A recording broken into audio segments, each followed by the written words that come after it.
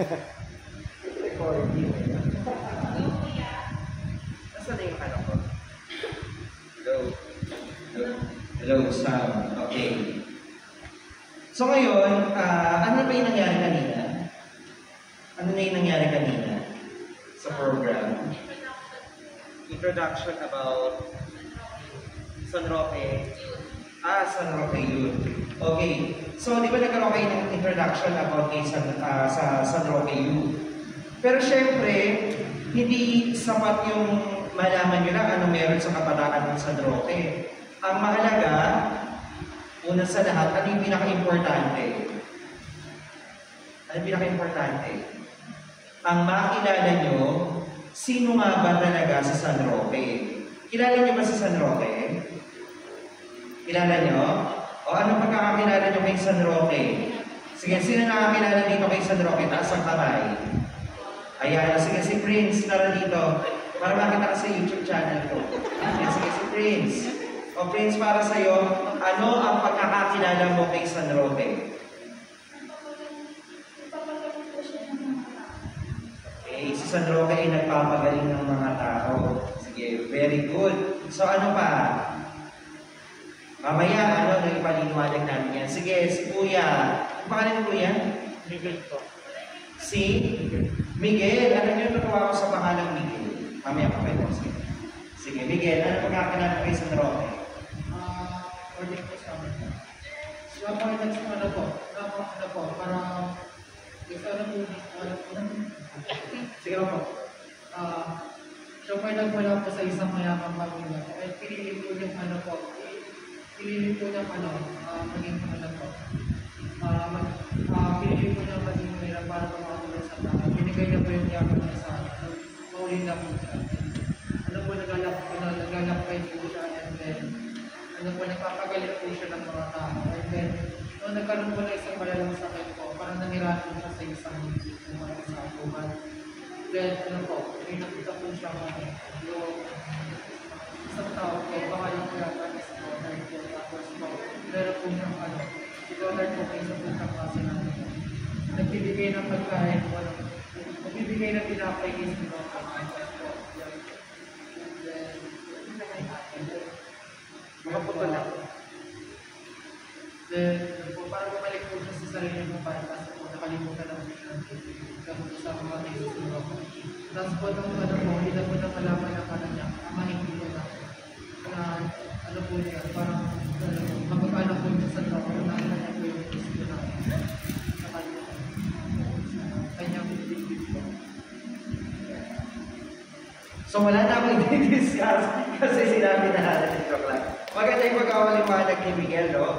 Kung sino ba si San Roque. Pero, syempre, ililinya natin yung pagpapakilala kay San Roque mula din sa tema ngayong araw na ito. Yung sa paglilingkod, magkakaakbay, Patrong San Roque ang gabay. Siya ang gabay natin lahat sa paglilingkod bilang mga kabataan ni San Roque. Ayan, bininyagan na sila, no? Kabataan ni San Roque. So, sino nga ba si San Roque? Si San Roque ay anak ng gobernador ng Montpellier. Saan ba yung Montpellier? May nakapunta na ba dito sa Montpellier? Wala pa. Sasakay ba kayo ng jeep papunta sa Montpellier? Wala nang biyahe ng jeep papunta doon. Dahil iyon ay matatagpuan sa bansang France. Okay, sa bansang France, matatagpuan yung Montpellier. So, ibig sabihin, si San Roque ay isang Frances. Isa siyang French. Sayang na nakapakita ko ng picture sa inyo. Abangan nyo na lang sa YouTube, no, yung picture.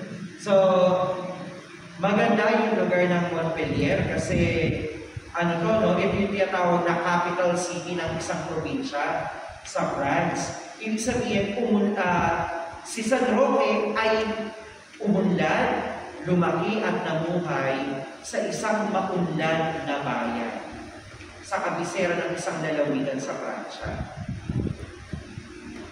Gaya nga ng sabi kanina, no, si San Roque ay umalis na sa kanilang tahanan simula nung namatay yung kanyang ama. Ano yung kanyang layunin? Ang magpunta sa Roma. At ayon sa aking pagsasaliksik, ilang oras ang biyahe kung pupunta ka ng Roma mula sa Montpellier? Ilang oras? 14 na oras ang biyahe mula Montpellier hanggang Roma. Malayo, no? Sabi nyo, 14 na oras na yun, wala pang traffic. Malayo, 14 hours ang biyahe. Ano yung layunin niya ng pagpunta doon? Ang mag-pilgrimage. And at the same time, di ba, knowing na si San Roque ay anak ng gobernador, siya ay mayaman. At ang kanyang kayamanan ay ibabahagi niya sa mga nangangailangan habang siya ay papunta sa Roma. Kaya lang, may nangyari. Si San Roque ay naging LSI. Ano ibig sabihin ng LSI? Yung initial na LSI ay naging patog nung nagkaroon ng pandemic. Siya ay naging locally stranded individual. Ibig sabihin, siya ay isang taong na-lockdown. Na-lockdown siya. Bakit siya na-lockdown? Kamukha nitong nakaraang 2020, nagkaroon ng pandemic, yung COVID-19. Noon nagkaroon din ng pandemya. Ito ay tinatawag na bubonic plague. Ay, bubonic plague. Ano yung sabihin ng bubonic plague? Dumami ang mga bobo? Ganun ba? Nung dumami ang mga bobo ay nagkaroon ng matinding sakit? Ganun ba? Yung bubonic plague ay nagmula rin sa isang hayop, yung sakit. Nagmula sa mga daga. Yung sakit na iyon. At marami yung naging infected. Dahil si San Roque naging LSI, locally stranded individual, na-lockdown siya, nasa puso niya talaga yung pagtulong sa mga mahihirap, lalo na sa mga nangangailangan, lalo na sa mga may sakit. Kaya si San Roque ay nag-volunteer, naging isang healthcare volunteer, na tumulong sa paggagamot dun sa mga naging infected ng virus noong mga panahon iyon. Sila ka makita ng mga pictures. Maliban sa siya ay yun nga, naging volunteer, healthcare volunteer. May isang naging problema. Ano yung naging problema? Hindi siya tinanggap sa quarantine facility. So nagkaroon din ng mga quarantine facilities noon. Bakit hindi siya tinanggap? Kasi hindi siya listed as citizen noong lugar na iyon. Para siya ay tanggapin na maging isa sa mga bibigyan ng pagkakataon para makapunta doon sa quarantine facility. So dahil hindi siya listed, naawa naman siya na maging dahilan siya ng pagkalat ng virus. E paano yun? Na-lockdown siya. Wala siyang tirahan doon. Saan siya pupunta? Siya ay nagpunta sa gubat. At doon siya nag-quarantine sa gubat. Kung saan doon sa gubat, walang ibang nag-alaga sa kanya kundi isang aso. Yung aso na makikita natin sa kanyang mga imahe, yun ang nag-alaga kay San Roque. Napagmamay-ari ni Gotthard. Nung na-discover, nung may-ari ng aso, kung saan pa talaga lagi nagpupunta yung aso niya, na-discover niya na yung parang aso niya nagpupunta doon kay San Roque para siya ay alagaan. Yun ang nag-udyok doon sa may-ari ng aso para siya mismo rin ay mag-alaga kay San Roque hanggang si San Roque ay bumalik. Ano na nangyari nung bumalik si San Roque? Alam niyo ba, yung kwento ng buhay ni San Roque ay parang kwento ng mga mamamayan dito sa Polo area, sa Bacolod. Kasi noong mga panahon iyon, nasakop tayo ng mga Amerikano. Ano ba mga Amerikano? Tama ba? Kuya Jose, nandiyan ka ba? Nawala na si Kuya Jose. Pero ano, may sumakop dito doon. So, nung may sumakop dito, ayun, mga Ingles, mga Briton, no? Mga Ingles ang sumakop sa lugar na ito ng Polo. Kaya ano ginawa ng mga tao? Almost 300 years ago, nagpunta sa gubat, doon nagtago. Kaya na, nagkaroon din ng problema nung nagtago sila sa gubat, yung mga taga dito. Nagkaroon din ng salo, nagkasakit din sila. At humingi sila ng tulong kay San Roque para sila ay bumalik. At nung nawala na yung mga mananakop, nagbalik sila dito, May 12, nung taon na yun, almost 300 years ago. Doon nagsimula na nagkaroon ng Manukok San Roque Festival. Kaya ang pista ni San Roque dito sa atin, dalawa. Yung festival na pasasalamat dahil nga sa pagkakagaling ng mga tao mula sa salo, at yung August 16 na kanyang liturgical feasting. So yun nga, nung nagpunta siya sa gubat, inalagaan siya ng aso, bumalik siya. Ano na sumunod na nangyari? Si San Roque ay bumalik na sa Montpellier. Bumalik na siya sa kanyang lupang sinilangan. No? Bumalik na siya sa Montpellier. Kaya lang may problema na naman, no? Sa Montpellier. Ano ang naging problema? Nagkaroon ng kaguluhan doon sa lugar na yun. Dahil doon sa kaguluhan, si San Roque napagpintangan. Napagpintangan siyang espiya ng mga halaman. Kaya anong nangyari kay San Roque? Ikinulong. Nung siya ikinulong, 5 years, doon na siya nagkasakit. Hindi siya pinapansin ng mga tao kasi akala basta-basta lang siya o sino lang siya.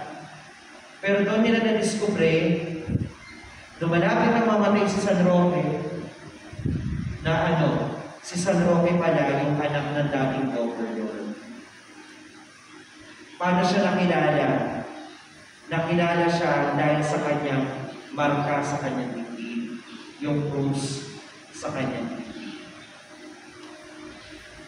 Anong edad namatay si San Roque? Yung edad ng pagkamatay ni San Roque, matanda pa ako sa kanya. Si San Roque ay namatay 32 years old. Kaya kung titignan natin, yung itsura ni San Roque sa kanyang mga imahe, hindi siya matanda. Hindi kulubot ang kanyang noo. Mahaba lang ang kanyang balbas at ang kanyang bigote. Kasi siguro yun yung mga itsura ng mga tao ng mga panahon iyon. 32 years old. At kung titignan natin, ang edad ni San Roque ay pasok sa edad ng isang kabataan. Dahil ang kabataan ng simbahan hanggang 39 years old. Basta single. No? Basta single. Si San Roque halimbawa sa ating mga kabataan. Ano ba yung ano yung dapat nating tingnan sa kanyang katangian? Kasi, natin, santo siya. May mga nagsasabi, si San Roque ay nagpapagaling. Hindi si San Roque ang nagpapagaling sa atin, kundi yung panalangin ni San Roque. Dahil si San Roque ay intercessor natin. Siya yung ating nilalapitan para tayo ay ipanalangin niya sa Diyos. Lalo tingin kapag tayo ay may sakit, para tayo ay gumaling sa kanyang karamdaman. Alam niyo ba, may kwento sa buhay ko na may relasyon kay San Roque. Maliban kay San Isidro Labrador, parang pangalawa si San Roque sa mga nakilala kong santo. Pangatlo si San Diego de Alcala. Kasi nun, hindi ko pa naman kilala yung mga santo. Ang patron doon sa simbahan, sa parokya na nakakasakop dun sa hometown ng mami ko sa Navotas ay San Roque. San Roque de Navotas. Ang kapistahan doon ay tuwing last Sunday of January. Alam niyo ba, nung bata pa ako, ang mami ko lagi nagpupunta sa San Roque, Navotas. Uuwi siya doon para mag-pista. Pero hindi ako nakakasama. Parang ayon sa kwento ng mami ko,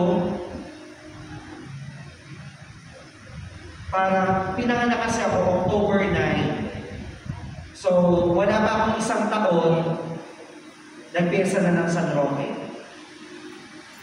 So, after nung maka-isang taon ako, nagpiyesta na uli.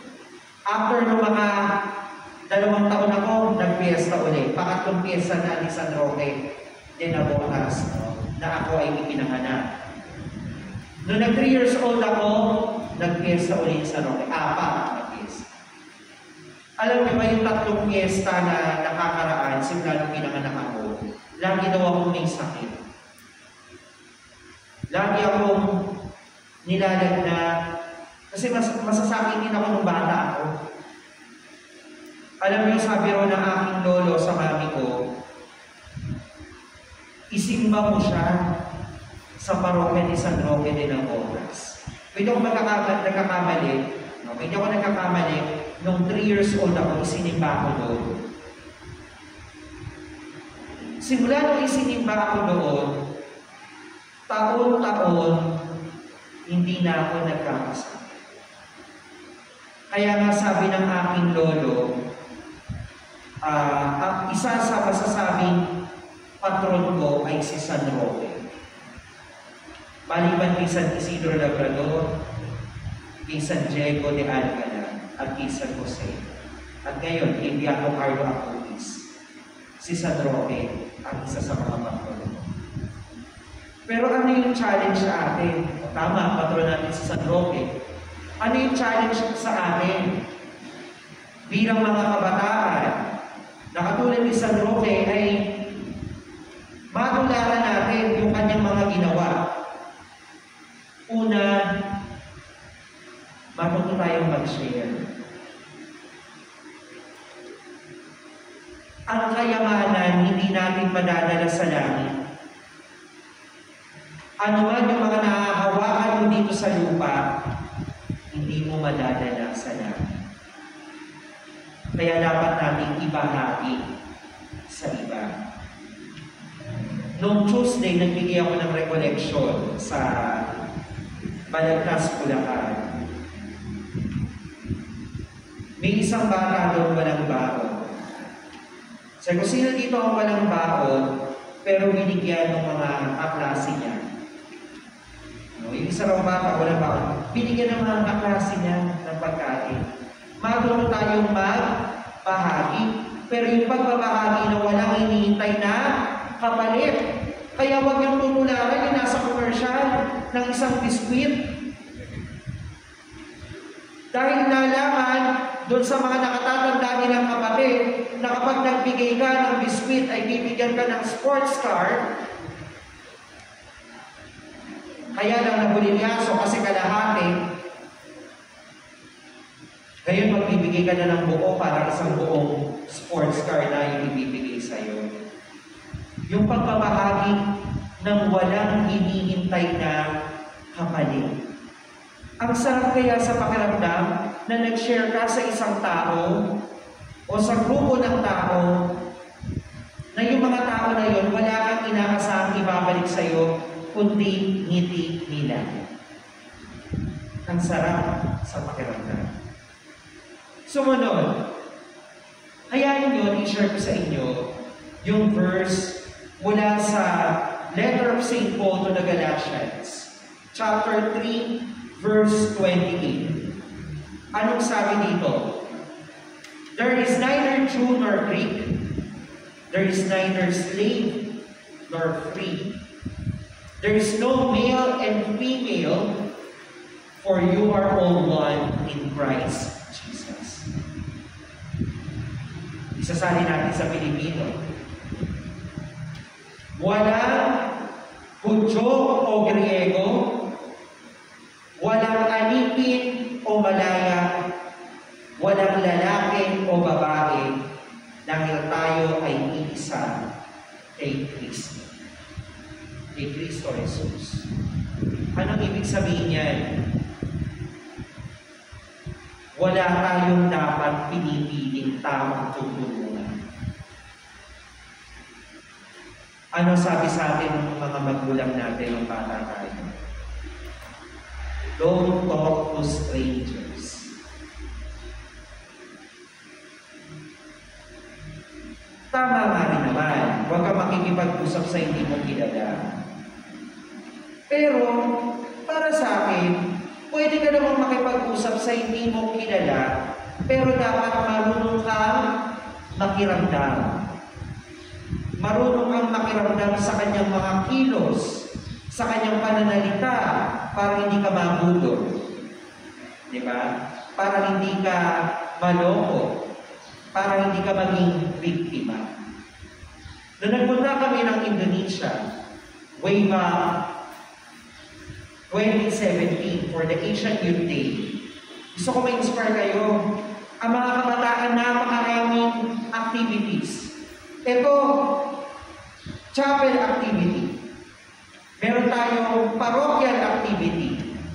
Meron tayong vicarial activity. Kung nabalitaan niyo yung mga naglakad mula sa Praise and Lord, yon ay Pilgrim Walk of Mercy. Yung mga naglakad na yon ay mga kabataan mula sa Luzon, Valenzuela, sa Vicaria ni San Diego de Alcala. May mga gawain pang Vicaria, may mga gawain pang diocese, may gawain pang bansa, yung National Youth Day.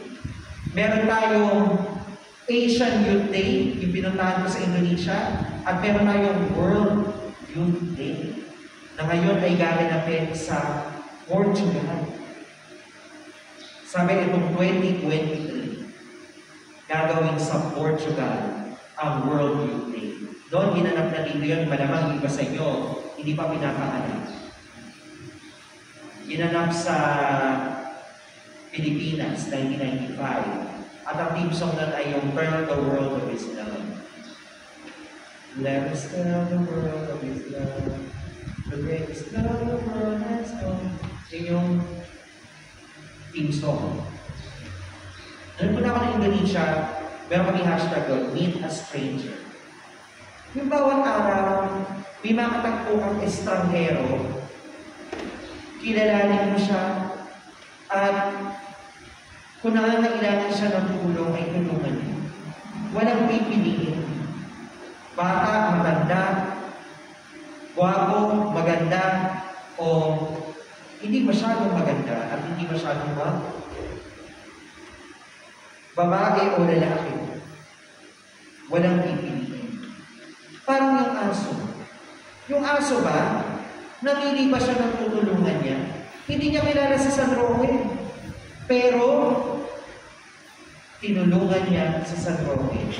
Dahil naramdaman niya ang dalisay na puso ni San Roque. Hindi lang si San Roque ang bida sa kwentong ito. Maging yung aso. Na maging ang hayop may pakiramdam. Ano pa? Yung sinabi doon sa Matthew 25, verse 35.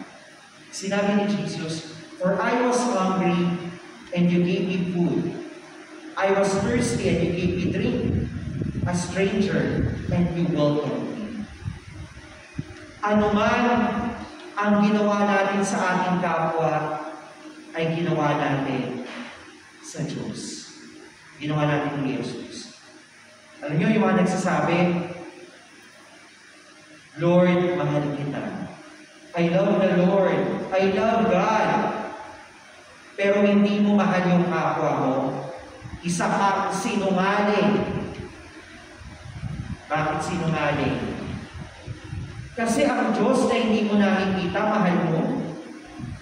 Pero yung kapwa mo na nakikita mo, hindi mo mahal. Tingnan niyo yung cross. Loving God is the vertical line, and loving others is the horizontal line.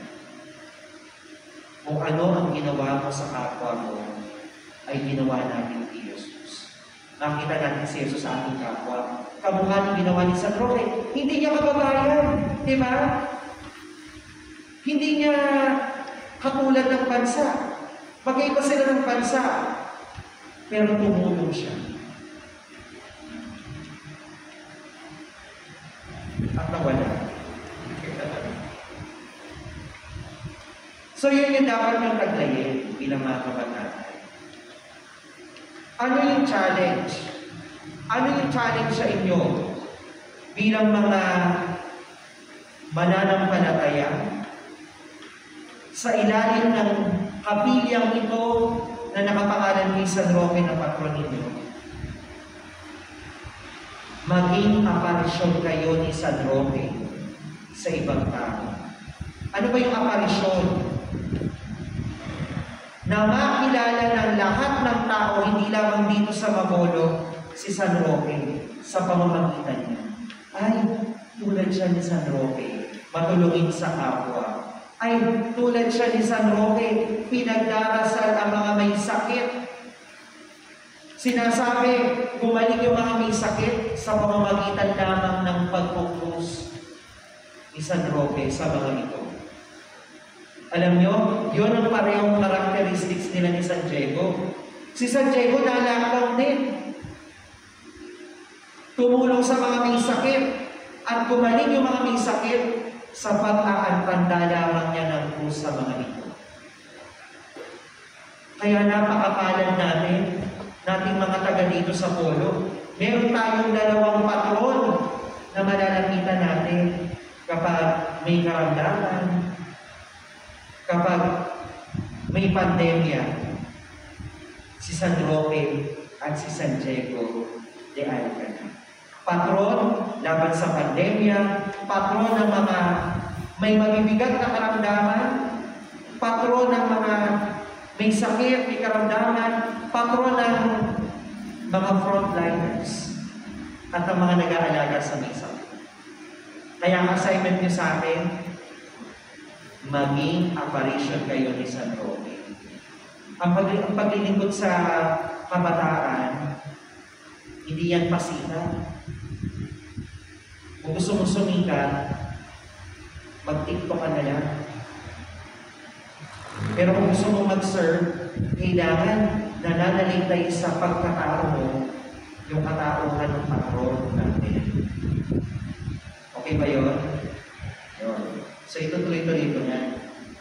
O mag-break mo na sila. Mag-break mo na sila. Okay, mag-break daw muna kayo. Mag-break muna kayo. Sige, mag-break muna kayo. Ano ba sa 2:42. Pwede naman half break. Working day, rather. Sige, kumuha na kayo ng pagkain. Habang inaaway natin ang punit at kagabi.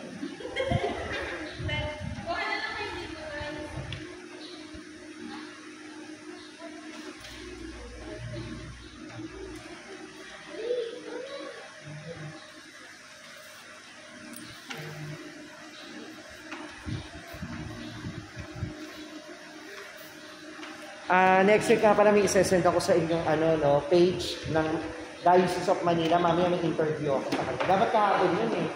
Kaya lang may practice tayo ng 7 palabras.